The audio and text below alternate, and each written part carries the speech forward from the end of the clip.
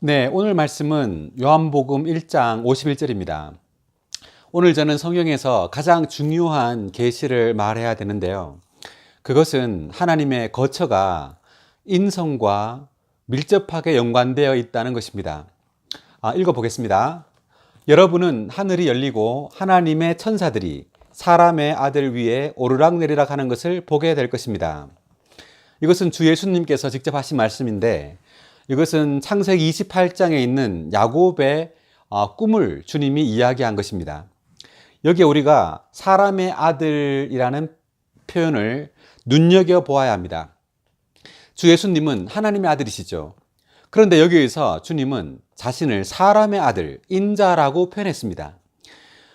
마태복음 26장 63절, 64절을 읽어보면 주 예수님께서 대제사장에게 끌려갔습니다. 그럴 때 대제사장이 네가 하나님의 아들인지 우리에게 말하라 이렇게 말했을 때 주님은 이렇게 말하는데, 어떻게 말하냐면 장차 여러분은 사람의 아들이 큰 능력이 있으신 분의 오른편에 앉은 것과 하늘 구름을 타고 오는 것을 볼 것입니다. 대제사장은 그분을 하나님의 아들이거든 말하라고 말했지만 예수님은 장차 사람의 아들이 올 것이다 이렇게 말했습니다. 자, 이것은 주 예수님께서 죽고 부활하신 이후에도 여전히 사람이시라는 것을 의미합니다. 한 구절 말씀을 더 보면 사도행전 이게 7장입니다. 7장 56절을 보면 스데반이 주 예수님에 관하여 이렇게 증거하는 장면이 나오는데, 마지막에 하늘을 보면서 이렇게 말하는데, 보십시오, 하늘이 열리고 사람의 아들이 인자가 하나님 오른편에 서 계신 것이 보입니다. 여기에서도 사람의 아들이 보인다 이렇게 말합니다. 그러니까 예수님을 하나님의 아들이라고 표현하지 않고 사람의 아들이라고 표현했는데, 주님께서는 이 땅에 오셔서 사람으로 33년 반을 사실 때만 사람이셨던 것이 아니라 죽고 부활하여 승천한 이후에도 여전히 그분은 사람이시고 다시 오실 때도 사람의 아들로서, 사람으로서 오신다는 것을 계시하고 있습니다. 자, 오늘 우리는 창세기 28장에 나타난 야곱의 꿈을 한번 이야기해 볼 텐데, 이 야곱의 꿈은 성경에 있는 가장 위대한 계시를 우리에게 전달해 줍니다. 보겠습니다. 야곱의 꿈. 자, 창세기 28장에 나옵니다. 자, 야곱은 어떤 꿈을 꾸느냐 하면 사다리 꿈을 꿉니다. 간단하게 말하면 사다리를 보는데, 이 사다리는 땅 위에 섰는데 하늘에 닿았다라고 말합니다. 창세기 28장에서. 그렇다면 이 사다리는 무엇일까요? 자, 이 사다리는 땅과 하늘을 연결하는, 즉 땅은 사람을 가리키고 하늘은 하나님을 가리킵니다. 그러므로 사람과 하나님을 연결하는 분이신 예수 그리스도를 상징합니다. 사다리가. 요한복음 14장 6절을 보면 내가 곧 길이요 진리요 생명이니 나로 말미암지 않고는 아버지께로 올 자가 없느니라 이렇게 말하죠. 그래서 예수님이 바로 하나님 아버지께로 가는 길입니다. 사람과 하나님을 연결하는 사다리이신 그분인데, 이 사다리이신 그분을 예수님은 사람의 아들 위에 이렇게 사람의 아들로 표현했습니다.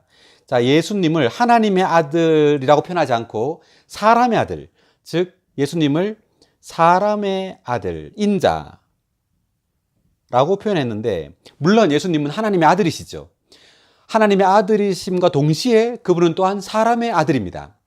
자, 언제 사람의 아들이 되었냐면 성육신 하심으로 하나님이 이 땅에 사람이 되어 오실 때 그분은 이제 그전에는 없었던 신성에 인성이 더해진, 신성과 인성을 모두 가지신 하나님이 되신 것이죠.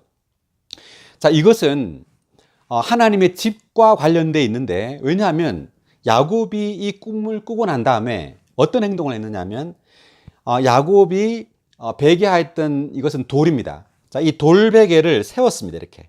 그래서 돌 기둥을 만들었죠. 그리고 여기에 기름을 부었습니다. 기름. 이 기름은 성령을 상징합니다. 성경에서 기름은 항상 성령을 상징합니다.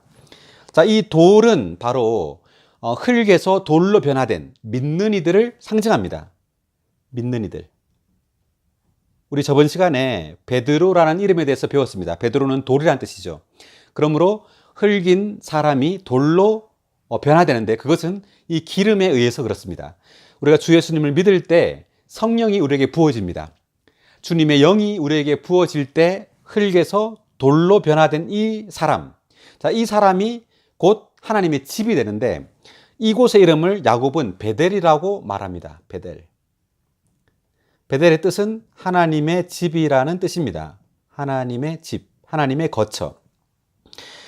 그러므로 성령에 의해서, 기름에 의해서 돌로 변화된 믿는 이들이 하나님의 집으로 건축된다는 의미입니다. 자, 그렇다면 이 기름, 이 성령은 바로 부활하신 예수 그리스도입니다. 부활하신 예수 그리스도는 신성을 가지신 뿐만 아니라 인성 또한 소유하신, 신성과 인성을 모두 가지신 하나님이시죠. 그분이 우리에게 부어지는 것입니다. 그럴 때 우리 또한 인성만 있었는데 이제 신성이 더해지게 됩니다. 그래서 우리 또한 신성과 인성을 가진 믿는 이들이 되는 것이죠.